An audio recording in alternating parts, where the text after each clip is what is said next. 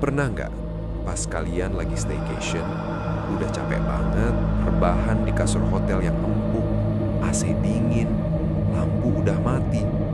Tiba-tiba kalian dengar suara kecil dari bawah. Ceklek, bukan suara pintu kamar mandi, bukan suara tetangga sebelah, tapi suara besi ketemu besi persis di bawah punggung kalian. Seolah-olah ada yang lagi asik mainin kunci gembok di tempat yang gak seharusnya ada orang. Kalian mungkin mikir itu cuma bunyi pipa air atau tikus. Tapi di layar horor.id malam ini, gue bakal kasih tahu satu rahasia gelap industri perhotelan yang gak pernah ada di brosur manapun. Tentang penghuni bawah yang gak butuh uang kalian. Dia cuma butuh bagian dari tubuh kalian. Siapkan mental, pasang earphone, dan jangan biarkan kaki kalian menggantung di pinggir kasur. Kita mulai.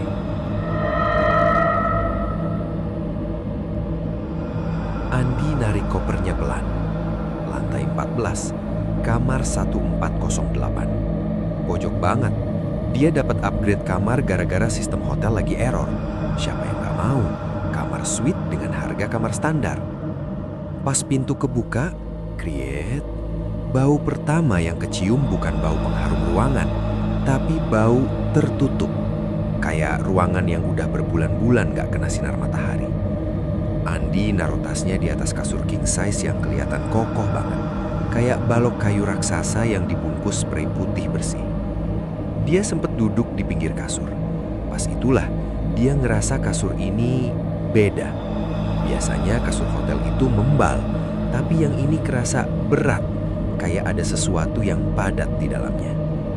Andi sempat nunduk bentar, nyari sandalnya yang masuk agak ke dalam kolong. Gelap banget.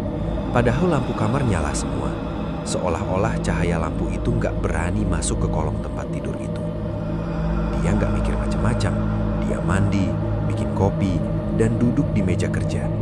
Tapi setiap kali dia balik badan, dia ngerasa sudut matanya nangkep gerakan di bawah tempat tidur.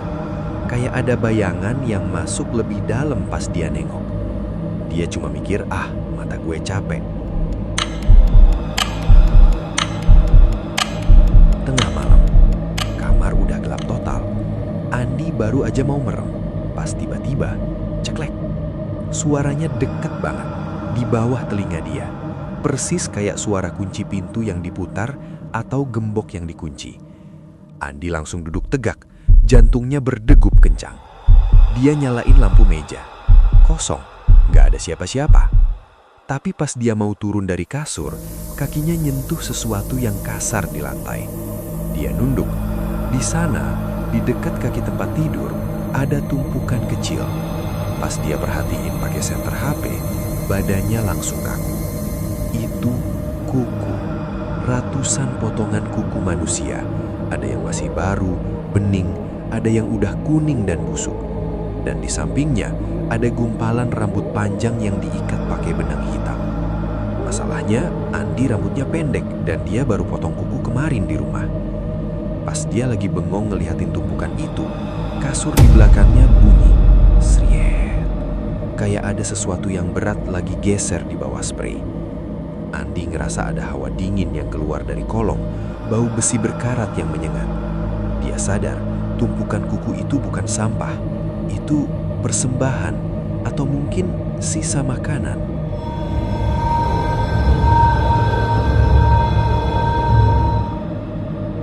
Panik, Andi mau lari ke pintu, tapi HP-nya licin gara-gara tangannya keringetan, jatuh dan meluncur tepat ke bawah kolong tempat tidur. Prang! Dia nggak punya pilihan, itu satu-satunya alat komunikasinya.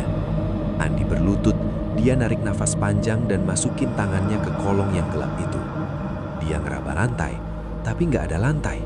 Tangannya terus masuk ke bawah, makin dalam, makin jauh. Secara logika tangannya harusnya udah nabrak tembok atau kaki kasur sebelah sana.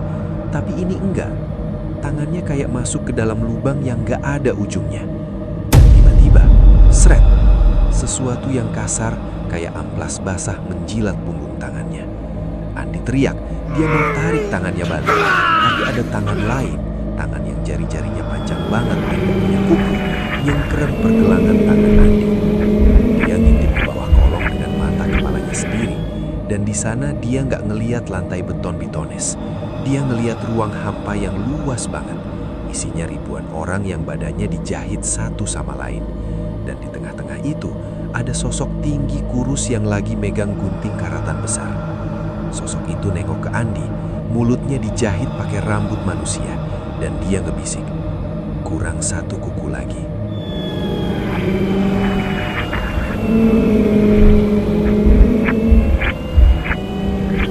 Andi ditarik. Kasur king size yang berat itu keangkat seolah ada kekuatan raksasa dari bawah yang narik dia masuk ke celah yang lebarnya cuma 20 cm.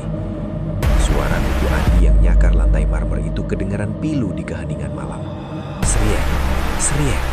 Sampai akhirnya suara itu hilang, digantiin sama suara ceklek yang final. Gemboknya udah dikunci dari dalam. Andi sekarang ada di sana, di sebuah dimensi yang baunya kayak kamar mayat dan minyak mesin. Dia nggak bisa gerak, dia dijahit di bawah tempat tidur kamar 1408. Tugas dia cuma satu, nunggu tamu berikutnya datang. Jadi buat kalian yang dengerin ini di atas kasur, coba cek celah di bawah tempat tidur kalian sekarang. Masih ada ruang buat oksigen atau udah penuh dengan koleksi yang lagi nunggu kalian lengah? Like, subscribe, dan share ke teman kalian yang hobi staycation, biar mereka tahu gak semua hotel itu aman. Selamat tidur, kalau kalian bisa.